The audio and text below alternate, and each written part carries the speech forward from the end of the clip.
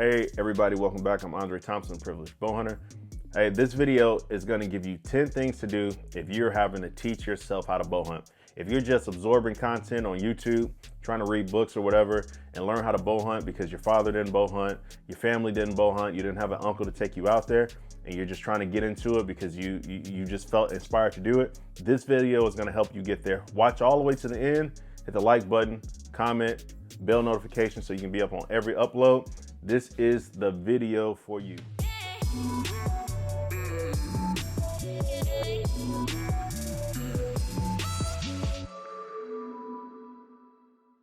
All right, hey, so the first thing you need to do if you're stepping out on this bow hunting journey by yourself without a mentor or a guide is to get yourself a bow and get proficient with it. When I got my first bow, it was a Mission Hype DT by Matthews. I literally shot that thing almost every day, and that's not an exaggeration, for 10 weeks. I was in Washington State. I would go over to the Belfair archery range, and I would just shoot, and I would shoot, and I would shoot. It was like a minimum of 3 times a week. I did that for 10 weeks. By the end of that, I felt super confident with my bow. But like part of that was I kind of got addicted to the archery side. So before I even stepped into the woods to hunt, I was super content with just shooting my bow, letting that arrow fly, hearing that release, being satisfied when I hear it made contact with a good part of the target, right? So that's the first thing that I recommend. Get proficient with your bow.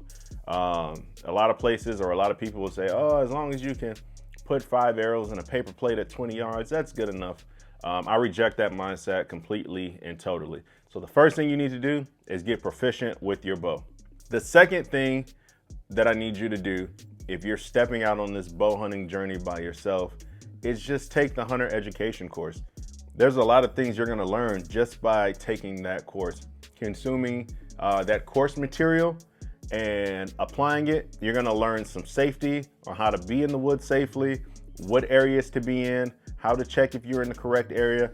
A lot of those topics are covered by the hunter education card, and you're gonna need that later down the line when it's time for you to buy your hunting license anyway. When you go to a Walmart or whatever sports store that sells hunting licenses, they're gonna wanna see your hunter education card.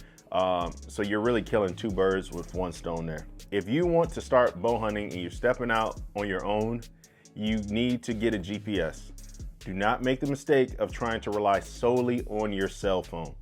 For one, you're probably gonna be in places, if it's a really good hunting spot, you're probably not gonna have a whole lot of cell phone reception. I understand things like Onyx, which I use pretty much exclusively now. I don't even use the backup GPS that I like to take with me. You can use Onyx without cell reception. However, what happens if you lose that phone and you didn't grow up in the woods and everything looks exactly the same in the woods? That's a good way to get turned around. My first early bow hunts were definitely an interesting adventure, making my way out of the woods. Generally, especially hunting pigs, it was nice and easy for me to make my way in because of daylight. But at night, when you're under that headlamp, it would get a little sketchy sometimes trying to make my way out of there. I couldn't tell if I was on the main path or I would just get jacked up outside, right? So having that GPS would definitely bring you and whoever your loved ones are that sense of comfort that you're gonna make it out of the woods. Okay, so next, find the main trailhead when you get out into the woods. My first time out, I think I went to go and try to set up a feeder, and I just walked into the woods. I didn't like get to the main trail or a heavy trail where people would walk or anything like that. So I was just like, before I knew it, I found myself trying to like bushwhack through the most thickest, unreasonable, like impenetrable sections of the woods, and it was kind of disheartening. And I probably spent like an hour, because I didn't understand how to follow like certain trails. I probably spent an hour going all of like 100 yards. And then I set the feeder up there. I set my trail camera up and wondered why I didn't see anything. So find the main trail or a heavy trail and start following that. Once you know what animal sign is, you can see those, detours in the woods that you can take that, the brush is broken down here. The brush is broken down there. Oh, these sticks are broken and it's kind of like fresh. It's white meat of the branches. That's a heavy used trail, even though it's thin, right? A lot of people walk through the woods and don't notice those things. Once you actually start paying attention to it, that will change the game for you. Okay, so next, what I would need you to do is get yourself a trail camera. That's what worked for me. So once I got to the area, right, where the animals were, I needed something to reaffirm the long sit that I was gonna do. And that was a trail camera, right? Getting there and pulling that SD card and looking and seeing that there was actually animals there and animals were coming out during daytime gave me the confidence that I needed to sit there and be patient and hold tight.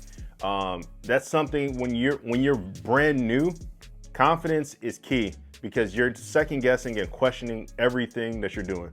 You didn't have a process that was passed down from your dad and granddad and grandpa, and you seen them with big bucks on the wall and meat in the freezer, and you know it's tried and true and it works. For you, you're just hoping for the best, trying to figure it out, right? So trail cameras help reinforce what you know. Once you learn something, you go and take that theory that you learned, you put it into practice, but in order to be patient and sit long enough to reap a reward, you kind of want something to reinforce what you're thinking and give you a little bit more confidence to sit there until it's dark, okay? You need confidence to sit there till it's dark because things kind of go bump in the night when you're walking out. If you've never been in the woods and you're sitting until dark, right? Because that's what I recommend. You sit there until there's no more legal light, which means you're going to be packing up when it's dark. And by the time you're walking out, it's going to be pitch black and it's going to be you, your thoughts, the creepy sounds at night, and your headlight. You're going to pack up and leave 30 minutes, hour early if you're nervous about nightfall and you're not even sure if an animal is going to come through there at all. Okay, so I think I beat the trail camera thing to death, but trust me, it was good for me to be able to sit there knowing I had picture after picture after picture. Okay, so when you get to your spot, you found a spot, you got a trail camera, make sure you have WINDICATOR when you're in the woods. There's nothing worse than finding a spot, having trail camera pictures of animals in that spot, and then getting there and nothing ever comes out. That's because you're probably hunting in a place that has horrible wind. If the wind is super swirly and not consistent, right, you are alerting every animal in the wood to your location. So they're not gonna come to you.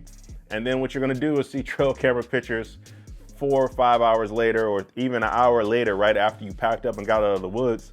The animals know you're not there anymore. You might be hunting over a food source, a feeder, bait, whatever, or just a travel corridor. They're not coming there if they smell you. So all you're gonna do is end up educating them more, and they're gonna start avoiding that place that you spent so much time setting up. So WINDICATOR, the little, mine's generally come in those little orange bottles. You puff it, a cloud of little smoke comes out, and it tells you which way the wind is blowing. You absolutely need that. That spot can have all of the animal sign in the world, but they will never be there when you are there if they can smell you. That is their #1 defense, okay?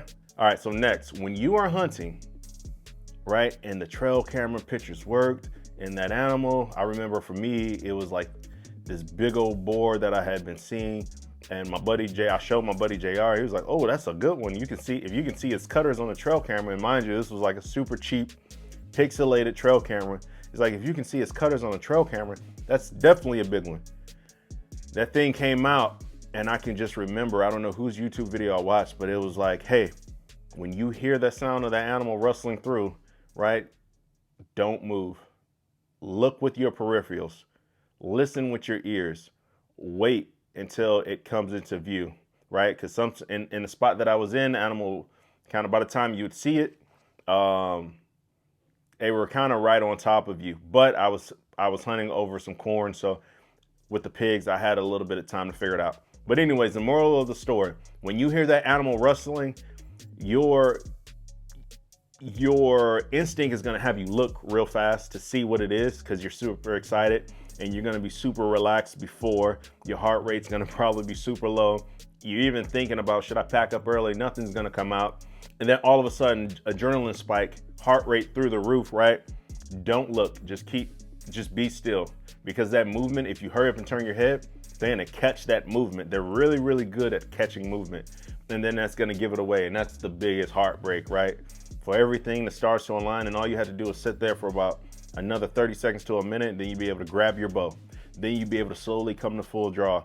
Then you'll be able to settle that pin like you've practiced time after time after time on the range, and you can send that arrow through the heart of that animal, but you messed it up as soon as the animal popped out.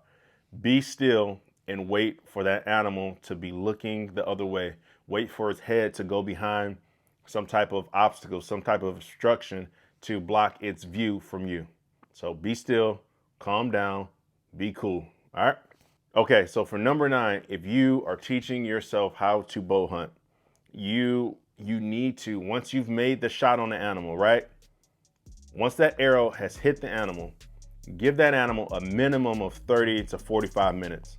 Unless you see that animal go down, you see it fall in sight, and it's not moving anymore, and you didn't shoot it in the spine, you need to give it at least 30 to 45 minutes. If that animal runs out of your field of view, even if you felt like you made the most perfect shot, wait at least 30 minutes. Why not wait an hour, right? Text your buddies, right? Sit there and be quiet. Don't let out some victorious yell, because that animal, you will give it an adrenaline dump, and it will get up and it will run a quarter mile, half mile, a mile, and you will never find it. That is the worst feeling ever, to be sitting there trying to blood trail an animal because you were just too impatient. It can take what should have been a 30-minute recovery and turn it into an all-night ordeal and leave you sitting at home feeling sick. And lastly, number 10, right? If you are teaching yourself and you're trying to learn how to bow hunt, you gotta hit the subscribe button. You have to push the subscribe button on the Privileged Bowhunter YouTube channel. Hit the bell notifications so you can be notified anytime we drop any hunting content. I know I kind of tricked you there for the last one, but in all seriousness, folks, I'll try my best to share my journey with y'all. I started bow hunting, I think, when I was 26, a little bit older now. I didn't have to start on my own. I had a couple good buddies that would be out there, and they were just super excited to see somebody addicted to bow hunting. My buddy Andy and my buddy JR, they loaned me the trail camera. They loaned me a tree stand. Andy would go to the range with me, give me tips on my form. But if you don't have that, right, if you don't have a couple good buddies like I happen to have, it is still possible. You just have to take the first step. It's just like doing anything else. You want to be good at it, you got to start. You're going to fail, and you're going to fail a lot, but eventually you'll start to gain experience, and after experience, you'll gain success.